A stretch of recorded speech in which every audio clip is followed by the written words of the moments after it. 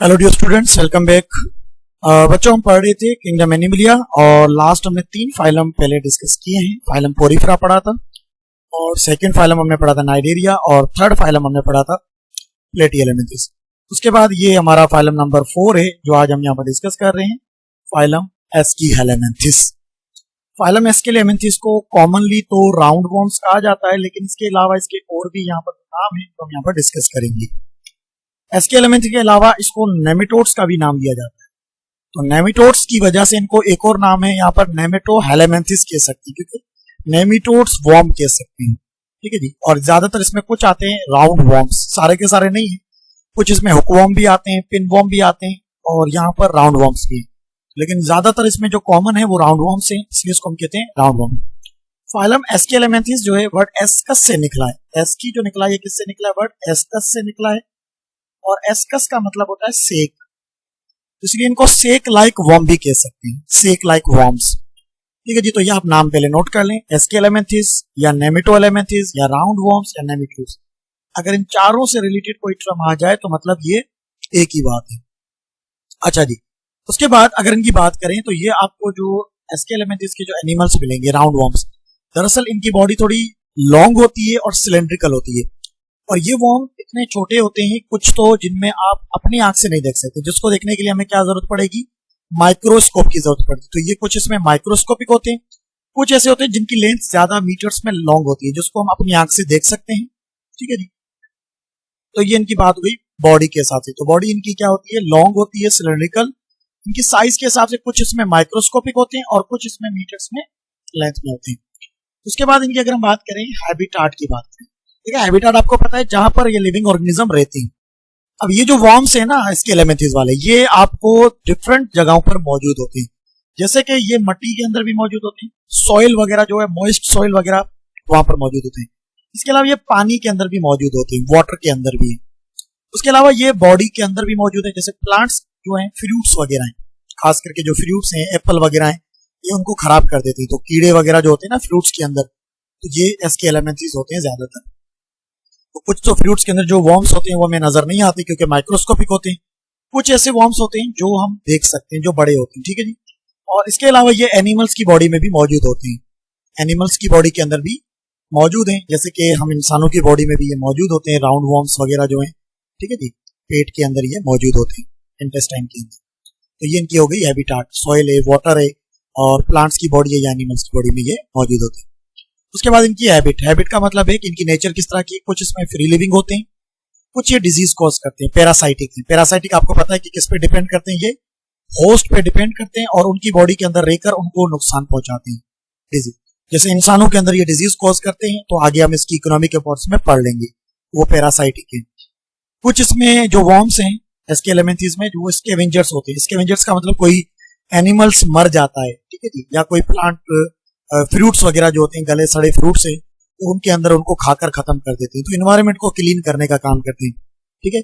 जैसे कि कोई एनिमल है, डॉग वगैरह या कोई भी एनिमल मर जाता है, ह्यूमन बींग्स भी है, तो ये उनको खाकर, कीड़े जमीन के अंदर इनको खा लेते हैं, खाकर इनकी बॉडी को साफ कर देते हैं, जमीन को।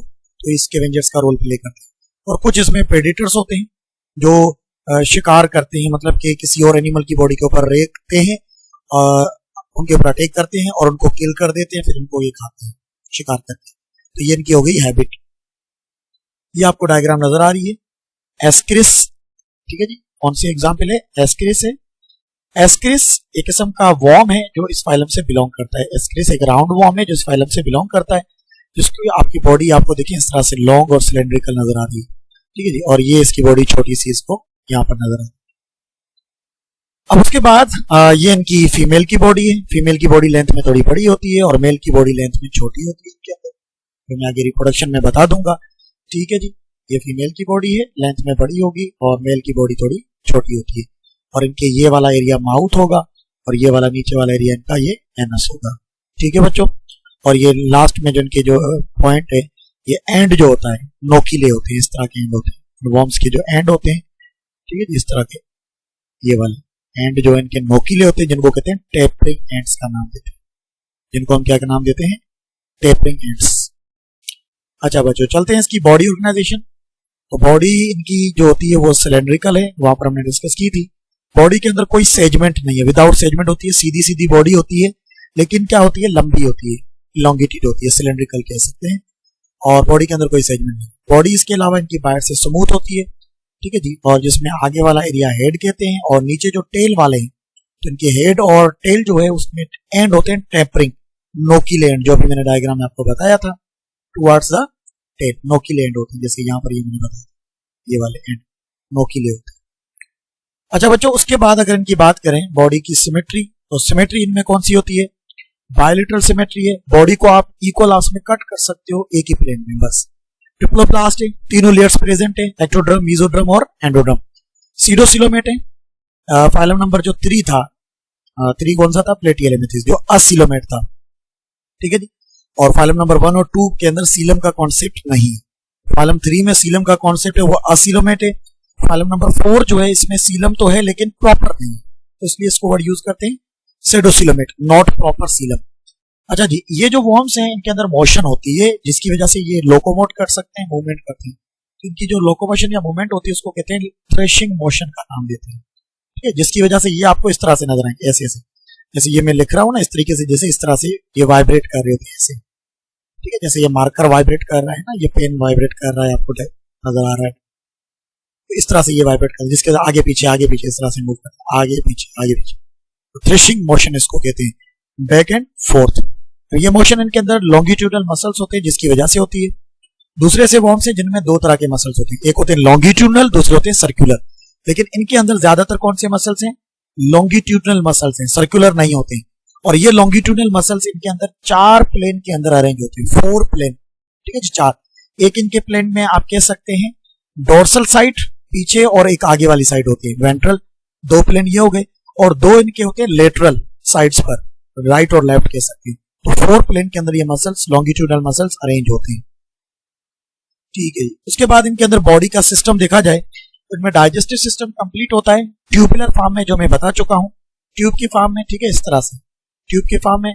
तो एक आगे वाला एरिया माउथ होगा और पीछे इनका क्या होगा, एनस। तो डाइजेस्टिव, ये माउथ है और ये क्या होगा, ये एनस है। तो डाइजेस्टिव सिस्टम इनमें क्या है, कंप्लीट है। तो ये पॉइंट देख लीजिएगा, इसको रीड कर लीजिएगा। रिप्रोडक्टिव सिस्टम इनका क्या होता है, रिप्रोडक्टिव सिस्टम इसमें ज्यादातर सेक्सुअल रिप्रोडक्शन होती है, मेल और फीमेल थोड़े डिफरेंट होती हैं, तो सेपरेट सेक्स कह सकते हैं। डायोशियस कहेंगे जिसमें मेल और फीमेल क्या होंगी, अलग।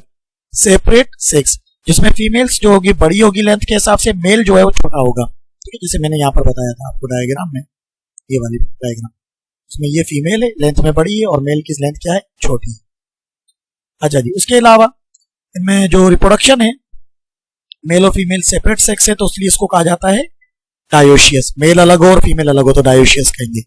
और जब ये फर्टिलाइजेशन होती है, मतलब कि गैमेट्स फ्यूज होते हैं, तो बॉडी के अंदर होते हैं, इंटरनल फर्टिलाइजेशन कहेंगे इनके अंदर। और कुछ इसमें होते हैं जिनमें रिप्रोडक्शन कौन सी होती है, असेक्सुअल होती है, बहुत कम होती है, रीजनरेशन वगैरह के थ्रू।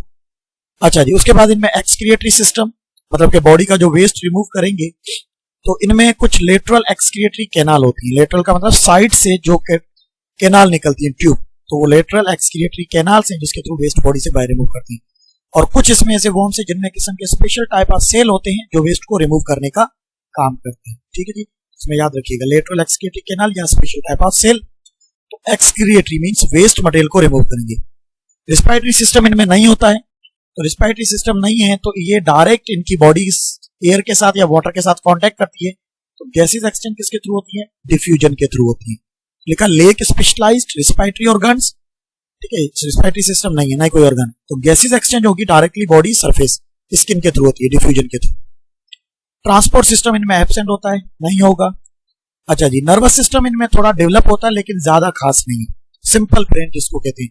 जैसे फॉर एग्जाम्पल ये एक किस्म का वॉर्म है, तो यहाँ पर इनका ये जो माउथ है, यहाँ पर फेरेंक्स है, तो यहाँ पर एक किस्म की रिंग बनी हुई है जिसको आप कहते हैं ring of ganglia, ring of ganglia कह सकते हैं या नर्व रिंग कह सकते हैं, ठीक है। ये रिंग बनी हुई और रिंग से 2 इस तरह से नर्व कॉर्ड निकल रही है, इस तरीके से रिंग है, फेरेंक्स के करीब होती है, और 2 यहाँ से नर्व कॉर्ड निकल रही है।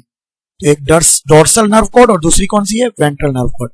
तो simple brain composed of ring of ganglia, ring of ganglia जैसे रिंग बनी हुई है, और वो किसका बना हुआ है, डोर्सल और वेंट्रल, वहां से नर्व कॉर्ड निकली हुई है, रिंग नर्व रिंग्स निकली हुई, नर्व रिंग कहेंगे या रिंग ऑफ गैंग्लिया भी कह सकते। अच्छा जी, इकोनॉमिक इंपॉर्टेंस में ज्यादातर ये प्लांट्स को और एनिमल्स को नुकसान पहुंचाते हैं, बहुत डिजीज कॉज करती हैं। कुछ इसमें 50 से ज्यादा ऐसे कीड़े हैं, वॉर्म्स हैं, जो इंसानों की बॉडी के ऊपर इफेक्ट करते हैं और उनको नुकसान पहुंचाते हैं।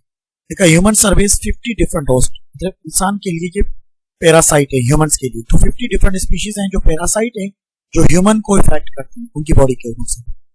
इसके अलावा ह्यूमन के अंदर एक वॉर्म है जिसका नाम है फिलेरियल वॉर्म्स। फिलेरियल वॉर्म्स जो है, जिसको साइंटिफिक कहा जाता है विचोरिया बैंक्राफ्टी कहा जाता है, और ये इंसानों के अंदर डिजीज कॉज करता है जिसका नाम है एलिफेंथिस।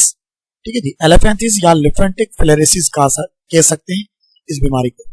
इस बीमारी की आपको डायग्राम में ये नजर आ रही है, इसको कहते हैं एलिफेंथिस। इसमें अगर ये इंसान को अगर बीमारी हो जाती है तो इसमें इसके पांव जो है वो हाथी के पांव की तरह नजर आ रहे हैं। देखें, इसको एलिफेंट से कंपेयर किया गया है, एलिफेंथिसिस कह सकते हैं। तो मेल के अंदर या फीमेल के अंदर, खास करके मेल के अंदर ये अगर बात करें तो ये पूरी की पूरी ये पांव जो है, लेग, लोअर जो लिम्स हैं, इनके अंदर सॉइलिंग हो जाती है, और यहाँ जो मेल का अगर स्क्रोटम है तो वो भी इसके अंदर सॉइलिंग हो जाती है। तो इस डिजीज को कहते हैं एलिफेंथिस, और किसकी वजह से होती है? एग्जाम्पल याद रखना है, विचोरिया की वजह से, या फिलेरियर वॉर्म्स भी कह सकते हैं कॉमनली। अच्छा जी, ये बीमारी कैसे फैलती है, ट्रांसमिशन किससे होती है? तो मॉस्किटो से ये ट्रांसमिशन होती है। ब्लड सकिंग जो मॉस्किटो है वो इस बीमारी को, एलिफेंथिसिस डिजीज को ट्रांसफर करते हैं। एलिफेंथिसिस फिलेरियर वॉर्म्स की वजह से होती है, जिसका साइंटिफिक नेम विचोरिया बैंक्राफ्टी है। बीमारी का नाम एलिफेंथिसिस या लिम्फेटिक फिलेरिस कह सकते हैं, क्योंकि ये लिम्फेटिक सिस्टम के ऊपर इफेक्ट करती है। इसके अलावा दो और एग्जाम्पल हैं, एक का नाम है एनसाइक्लोस्टोमा, जिसको हम हुकवॉर्म्स कहते हैं, और दूसरा है एस्किरिस, जिसको हम क्या कहते हैं, राउंड वॉर्म्स का नाम देते हैं। ये होते हैं एंडोपेरासाइट, मतलब इंसान के पेट के अंदर इंटेस्टाइन में रहते हैं, और वहां पर ये ब्लड वगैरह को सक करते हैं, न्यूट्रिएंट्स लेते हैं क्योंकि पैरासाइटिक है, और डिजीज कॉज करते हैं। ठीक है, इंसाइक्लोस्टोमा जो हुकवॉर्म कहते हैं कॉमनली, एस्किरिस को क्या कहते हैं, राउंड वॉर्म्स। ठीक है बच्चों, तो ये हो गया आपका फाइलम एस्किलेमेंथिस का टॉपिक यहाँ पर खत्म। नहीं, 1 मिनट के अंदर, सॉरी बच्चों, इकोनॉमिक इंपॉर्टेंस भी देती है, मैंने सोचा हो गया होगा, लेकिन नहीं, इकोनॉमिक इंपॉर्टेंस रहती है, तो चलो पढ़ लेते हैं। ये इनके अंदर जो है इकोनॉमिक इंपॉर्टेंस में डिजीज, ये एनिमल्स की डिजीज है ह्यूमंस के अंदर। अब ये जो इकोनॉमिक इंपॉर्टेंस हमारे पास है, ये प्लांट्स के अंदर बताइए। कुछ इसमें एसके एलिमेंट्स ऐसे होते हैं जो प्लांट्स के अंदर नाइट्रोजन साइकिल में काम करते हैं। ठीक है जी, नाइट्रोजन को फिक्सेशन में काम करते हैं, helping in decomposition and nutrient recycle. तो ये क्या करते हैं, वहां पर जो मटेरियल वगैरह उनको डिकम्पोज करते हैं और नाइट्रोजन को रिसाइकलिंग में काम करते हैं, तो वो फिर न्यूट्रिएंट्स पर्पस प्लांट यूज करते हैं, उनके लिए ग्रोथ में काम करते हैं। ठीक है जी, उसके बाद इनमें कुछ ऐसे होते हैं जो पेस्ट को कंट्रोल करते हैं। कुछ वॉर्म्स ऐसे हैं जो पानी के अंदर या जो मॉस्किटो होता है उनके लार्वा को ये खा लेते हैं, जिस वजह से लार्वा मॉस्किटो वगैरह ग्रो नहीं करते। ठीक है जी, कंट्रोलिंग पेस्ट लाइक मॉस्किटो के लार्वा को यूज करते हैं। तो 60 billion nematodes for each human on earth, एक पॉइंट है आपकी बुक का, कह रहे हैं कि भाई अगर एक इंसान को ले और 60 बिलियन नेमेटोड्स कंपेयर कर सकते हैं, तो एक इंसान कितने नेमेटोड्स के बराबर है, 60 बिलियन नेमेटोड्स, मतलब 60 बिलियन नेमेटोड्स हैं कितने, और इंसान कितना है, एक। देखिए कितनी ज्यादा पॉपुलेशन बताइए। ठीक है, उसके बाद अकॉर्डिंग टू बेयर्स, साइंटिस्ट ने कहा 80% लिविंग एनिमल्स जो है वो नेमेटोड्स हैं। 80% जो लिविंग एनिमल्स हैं वो क्या है, नेमेटोड्स। ये किस्म का कॉन्सेप्ट है, ऐसा है तो नहीं। अच्छा जी, उसके बाद राउंड वॉर्म्स जो होते हैं, ये पेस्ट वगैरह जो है वो एग्रीकल्चर पर्पस और प्लांट की रूट्स को इफेक्ट करते हैं। राउंड वॉर्म्स जो है ये pest in agriculture and affecting in plant roots, तो प्लांट्स को भी ये नुकसान पहुंचाते हैं। ये आपका हो गया यहाँ पर फाइलम इसका टॉपिक कंप्लीट। ठीक है बच्चों, फाइलम नेक्स्ट हम पढ़ेंगे एनिमल्स।